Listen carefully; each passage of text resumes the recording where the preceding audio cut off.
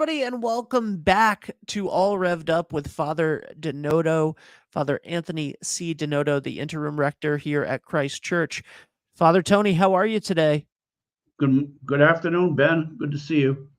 Good to see you as well. And today we're going to be talking about the Pastoral Care Committee with Tammy Dunlap, the chair of the committee, one of the chairs of the committee. And I'm excited about it. How's your week been? Well, it's believe it or not, we're getting ready for Lent, and it seems like we just had homecoming Sunday in September, and here we are Yes. getting Christmas is done, and we're getting ready for Lent. When I looked at the calendar and I saw those purple numbers on the days, I thought, "Good Lord, where did the time go?" And that Absolutely. sort of leads into what uh, I wanted to say about the Pastoral Care Commission from the clergy perspective. It's such a critically important ministry that Tammy is the leader of. Absolutely. All of the things that they do in conjunction and in collaboration with Father Al and I is just so important. And I'm glad to have her on today to kind of give her a chance to talk a little bit about her ministry. Absolutely. And without further ado, here is Tammy Dunlap. Tammy, take it away. Good morning. Good morning, Father. Tammy, how are you? I'm doing well, doing well. Good, good. It's pastoral care is often misunderstood by some people as if it can only be done by the pastor, and that's just a misnomer.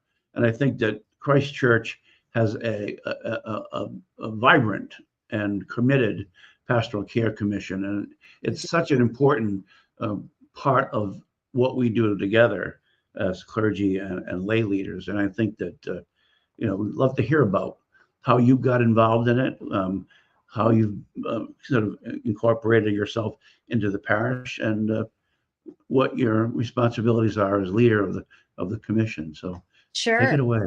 Sure. Yes. I've been part of the Pastoral Care Commission for about 6 years now. When we first moved up here and became parishioners at Christ Church, I felt the need to be able to reach out to the community and to our other parishioners who might be homebound. I had done some other things like that in the past, and this was just another extension of that. So Shirley Andrews actually was the one who brought me in. She, of course, was our longtime leader who retired from the position last year, and I took over in January. About November, December of 21, but actually took over officially in 23, excuse me. So we have 15 members of our Pastoral Care Commission. They are both lay, and you and Father Al are part of our members as well. We are an extension of your pastoral care ministry.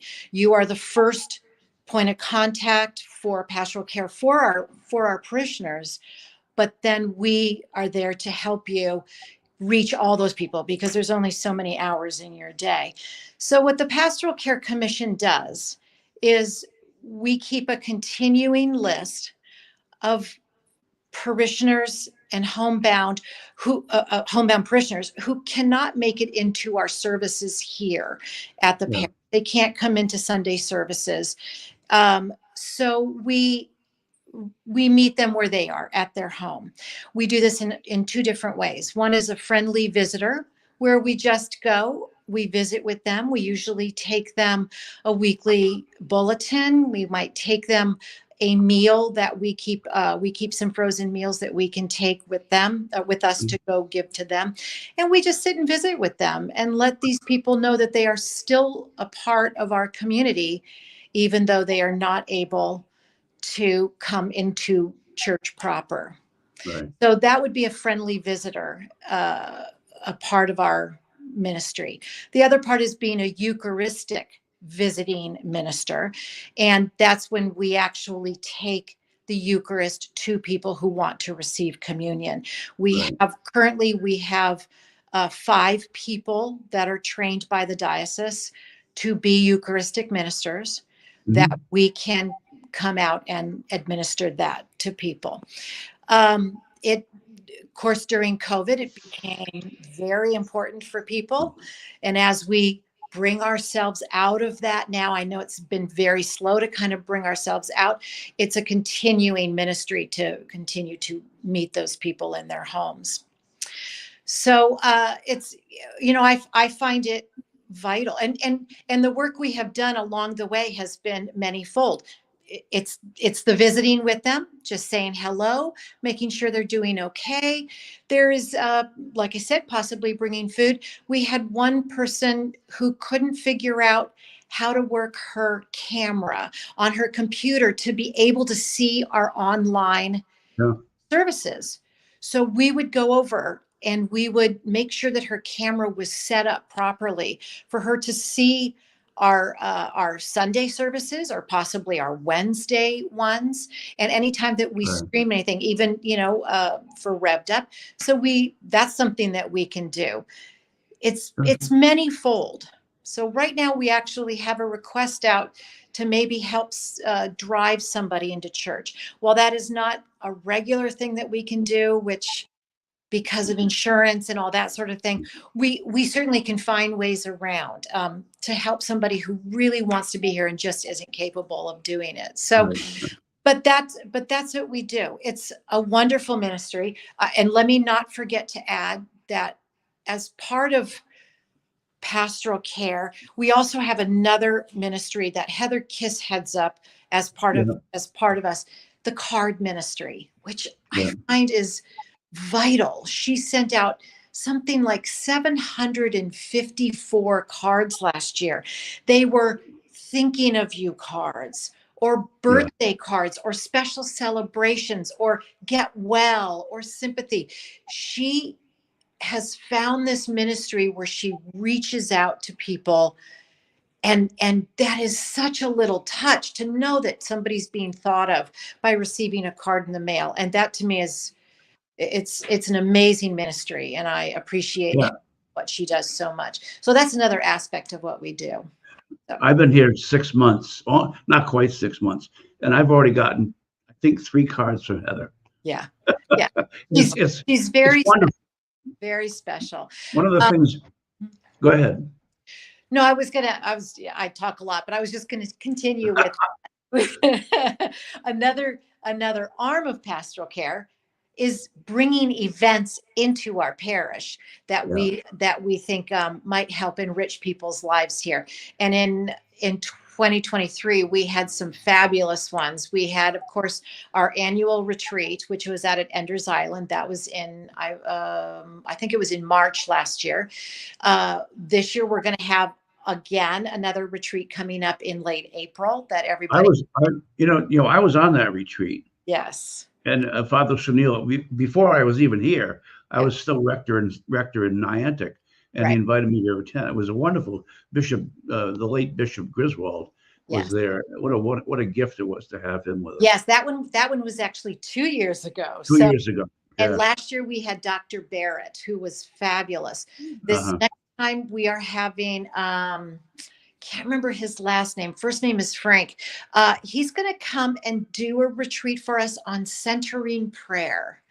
So he's, which is a focused meditative practice of prayer. And I think that will be so beneficial to people. We haven't confirmed the date, but it's going to be later in April. And this time it's going to be out at the Weekapaug Yacht Club. They have a big community room there. We're going to have it at the Weekapaug. Nice. It'll be a little bit closer for people if that had been a hindrance. And so just keep your eyes open for that, for registration coming up for that. Good. But even closer, 2 Sundays from now on January 21st, we are having Mary Kate McCarty come. She's the head of the behavioral wellness. I can't remember the exact title, and I apologize for that. But this is a mental health awareness outpost office that she has set up at the old substation on Pierce Street up in the north end of town. The old police substation. the Yeah. old police substation. And several months ago, Mary Shalaba, who is one of our Yeah. city councilmen, found this need for a mental health outreach to our community, which is so important because she found that the police were going, a majority of police calls were to answer mental health um, issues, Right. not necessarily destructive or criminal, but just mental health issues. So she said that we needed something that we can have to the community that's accessible to them. So Right. she, I think, in coordination with her and Mary Kate, they set up this wellness outpost out there at the substation. So Mary Kate's going to come on Sunday during coffee hour. Good. Yeah. And talk to us about anxiety, depression, suicide prevention, and awareness. And I think that's going to be so beneficial to our parishioners. It really is. You know, when I was in my last parish before I retired, I was on the board of the Daigle Foundation, which was founded by two parents who lost their son to suicide, and they got very deeply involved in suicide prevention. And I was on their board for 10 years, and the void that organization filled is just amazing. And I think that Wesley is going to be so well served by this new feature. The police say that almost 70 to 80% of the things that they get their attention to are related to mental health issues. Yes, that's it. That's exactly true. And I was surprised to learn, and it's always a learning process. I was surprised to learn that on mental illness calls, they actually take a trained psychologist with them on these calls to help facilitate whatever the issue might be, which is a fabulous resource. It's funded by a grant that the police department, the Wesley Police Department, has set up and works through Mary Kate's office. So that is invaluable. And if we can just show, if we can reach out to our community, our parishioners, awareness of this sort of thing, that's a big part of the battle of I fighting. think, I think the challenges that so many of us have faced during now that the pandemic has officially been declared over, but all the period of time that so many people were isolated and anxious about so many things, and I think that still has washed over into a lot of people's lives. Oh, there's a definite carryover. I mean, that was so deep seated for so long in our community that there's a huge carryover to that. So, so I think Mary Kate's presentation on Sunday, the 21st here at Christ Church is going to be invaluable. I'm hoping that she will bring with her some posters that we will be able to keep up full time around church that will have the hotline, the suicide hotline and the depression hotline, so that anybody who might have an issue can give them a call. From what I understand, their office is opened up there on Pierce Street Monday through Friday during regular weekday that's good. office. Yeah. I think that you going back to what you said about, I like the aspect of the Pastoral Care Commission where their simple presence visiting people is such an important thing. I visited a parishioner's father yesterday. He was 99 years old, and his daughter, not the one who invited me to come, was my wife's sorority sister, and lives here in Westerly, and he's 99. And just to go there, it was such a wonderful time for me, and I guess he enjoyed it too. And I think the people on the commission, they do that so well, just being present with somebody. It's just a matter of being friendly, Yes. and reaching out to people, and they really appreciate it. They appreciate the friendliness, the gesture of going to visit them, but they appreciate the outreach from Christ Church too, because these are people that probably spent a lifetime being active here at church and just can't do it anymore. And they want to feel still a part of this community. And hopefully that's what we bring to them, that they are still a vital part of our community. We can, and the good thing is that the structures that is set up here is that when the clergy meet with the Pastoral Care Committee, we continue to keep communications open about critical situations that you may come across in your ministry that need our attention, and vice versa. It's really it's a wonderful collaboration. I think that answers the needs that so many people have. Right. Uh, Isolation can be a terrible thing, and I think that with so many people interested in being part of this is really a gift. And I think that you know the business of the events when you bring communion. Now they don't always have to see this a collar come in, but there are times when people want to see a clergy person, and that's okay. But a pastoral care commission is just so important. Yes. Thank you. And I agree. I think it is. And let me add this as well, that if somebody has a family member who is at home and is not currently receiving a friendly visit from us, please contact the office. Christy Right. Takes down the name and phone number and then contacts myself. And then through our 15 members, we can send someone out to do a friendly visit. So Right. it's a matter of, we can only do who we know about. So let us know if there is somebody out there, or yourself, if there's somebody that we can go see. It's, and that's a challenge more now than ever because of HIPAA laws. When people get admitted to a healthcare institution, they don't notify us, and we sometimes people are admitted to the hospital, are treated, and then discharged before we even know that they were in. And we never knew. Correct. Yeah. Yeah. I think that those even phone calls, during the pandemic, one of the things I did, like Heather's card ministry, is just so important. It's so rare today that we get mail in the mail. To actually open up an envelope with a stamp on it. But it's sort of like a Christmas. When you go to your mailbox and you see a personal letter and not a bill, Yeah, doesn't it always smile to you? Yes. Exactly right. Well, thank you so much, Tammy. Yeah. I think that Christ Church is well served by this commission, and the other thing that people ought to be aware of is that there's a code of confidentiality that guides us all the time, your members and the clergy, so that they don't have to worry about any of their issues being broadcast anywhere. Absolutely. We have had some training in that, yes, about confidentiality, that what we say within our meetings and who we are visiting, and that it remains private. It remains. That's right. Mm-hmm. It's so important. One of the things about bringing communion, or and of course the sacramental mission of the ministry, when people want to have someone in their family anointed, of course Father Allen and I do that, but and unfortunately right now we don't have a deacon. I would love for Christ Church to have a deacon, but they're so few and far between right now, because we don't, the Pastoral Care Commission fills such an important void. Yes.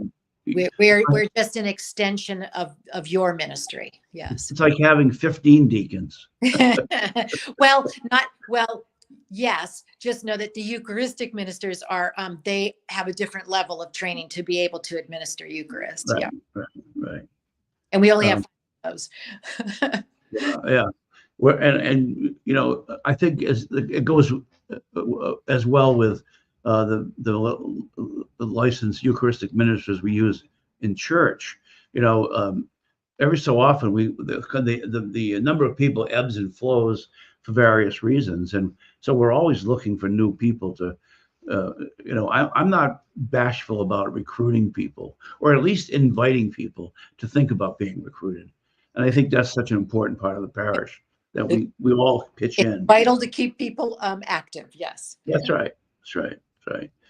Well, Ben, I think you've covered it, Tammy. I think you have a great gift of being concise about the information, and I think that it's good for people to understand that there are people here willing, ready, and able to respond to those needs in a crisis, or when I really think that senior members of the parish who feel so isolated at times That's such an important thing to do.